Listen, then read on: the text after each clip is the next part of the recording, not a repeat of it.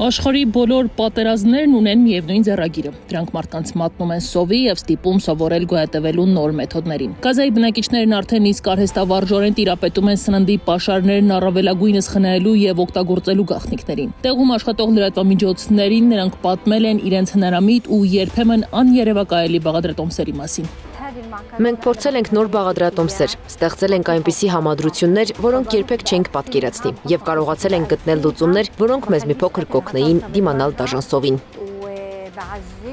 Ցորենի այլուրը վերջանալուն պես պաղեստինցիները գործի դրեցին նոր հնարքը, անցան մակարոնին։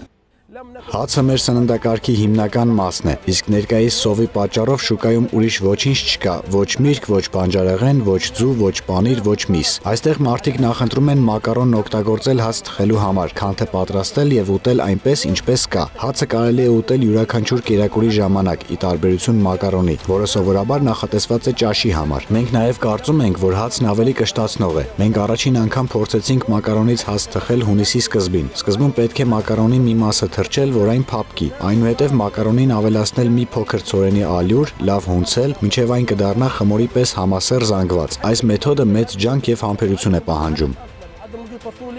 Ստացված խմորը թխում են համընդհանուր օգտագործման վառարաններում, որի համար մարդիկ ստիպված են ժամերով հերթ կանգնել։ Նոր մակարոնային հացն անսպասելիորեն դուր է եկել բնակիչներին, բայց երբ բաղադրատոմսը տարածվել է, մակարոնի գները կտրուկ բարձրացել են։ Բնակիչներն էլ ստիպված անցել են այլ հնարք որոնելուն։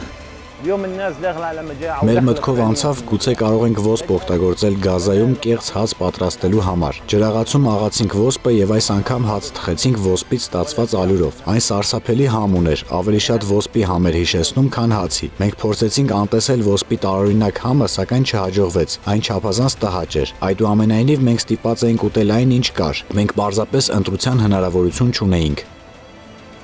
Սա ամենը չէ։ Գազայում բնակիչները փորձում են հորինել այլ ընտրանքներ։ Օրինակ, պահածոյացված մսից եւ ոսպից պատրաստում են բուրգերներ, հալվայի ու կակաոյի խառնուրդից շոկոլադ։ Բնակիչները երանությամբ են խոսում այն պահի մասին, երբ կավարտվի պատերազմը։ Նրանք ուզում են ուտել ամեն ինչ, բացի այն բաներից, որոնք կերել են այս ամիսների ընթացքում։ Հանա Հայրապետյան, Գեգամ Ղազարյան, ABC Media։